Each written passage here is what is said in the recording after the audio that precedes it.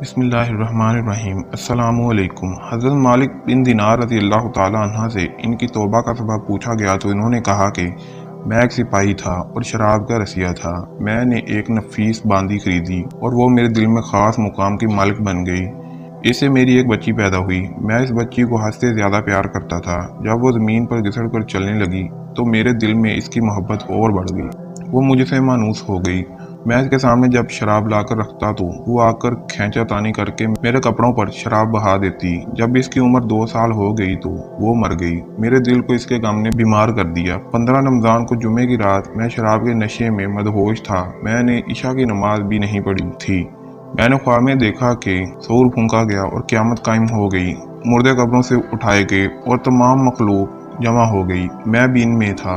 میں نے اپنے پیچھے سے آر سنی، مڑ کر دیکھا تو ایک بہت بڑا اژدہا ہے، کالے رنگ کا، آنکھیں نیلی ہیں، منہ کھولے میری طرف دوڑ رہا ہے۔ خوف و دہشت کے مارے میں بھاگا۔ راستے میں ایک صاف ستھرے لباس والے بوڑھے شخص کے پاس سے گزرا۔ میں نے سلام کہا۔ اس نے جواب دیا۔ میں نے کہا بابا مجھے اس اژدہا سے پناہ دو۔ وہ بوڑھا رونے لگا اور کہا میں کمزور اور ضعیف ہوں اور یہ اژدہا زبردست ہے، میرے بس میں نہیں، آگے چلو اور بھاگو، شاید اللہ تیری نجات کی کوئی صورت بنا دے۔ میں آگے بھاگنے لگا اور بلند جگہ پر چڑھ گیا۔ ادھر سے میں نے جہنم کے طبقات کو جان کر دیکھا، ان کی ہولناکیاں دیکھی۔ قریب تھا کہ اژدہا کے خوف سے میں ان میں گر جاتا۔ مجھے کسی نے آواز دے کر کہا چلو یہاں سے، تم یہاں کے رہنے والے نہیں ہو۔ میں اس کی بات سے مطمئن ہو گیا اور وہاں سے واپس لوٹا تو اژدہا میرے پیچھے تھا۔ میں پھر اسی بابا کے پاس آیا اور کہا بابا میں نے آپ سے درخواست کی کہ اس اژدہے سے میری جان چھڑواؤ، آپ نے کچھ نہیں کیا۔ وہ بوڑھا پھر رونے لگا اور کہا میں ناتواں ہوں،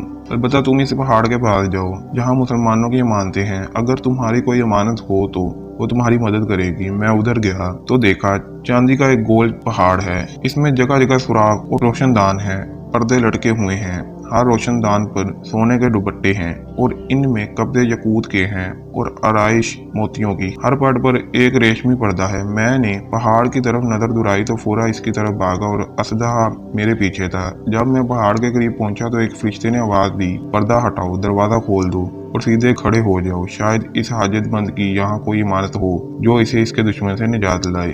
میں نے دیکھا پردہ ہٹ گئے اور دروازہ کھل گئے اور ان روشن دانوں سے بہت سارے بچے میری طرف جھانکنے لگے۔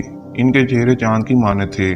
اژدہا بھی میرے نزدیک پہنچ چکا تھا۔ میں حیران رہ گیا۔ ان بچوں میں سے ایک نے چلا کر کہا سب آؤ، اس کا دشمن نزدیک آ گیا ہے۔ چنانچہ وہ جوک در جوک کھڑے ہو کر جھانکنے لگے۔ اچانک میری بچی جو مر گئی تھی وہ بھی ان کے ساتھ جھانک رہی ہے۔ جب اس نے مجھے دیکھا تو رونے لگی اور کہا ہے یہ تو میرا باپ ہے۔ پھر اس نے نور کی جھلمٹ میں تیر کی تیزی کے ساتھ چھلانگ لگائی اور میری طرف آ کھڑی ہوئی۔ اس نے اپنا بایاں ہاتھ میری طرف بڑھا کر میرا دایاں ہاتھ پکڑ لیا اور اپنے دائیں ہاتھ کو اژدہا کی طرف بڑھا دیا تو وہ بھاگ گیا۔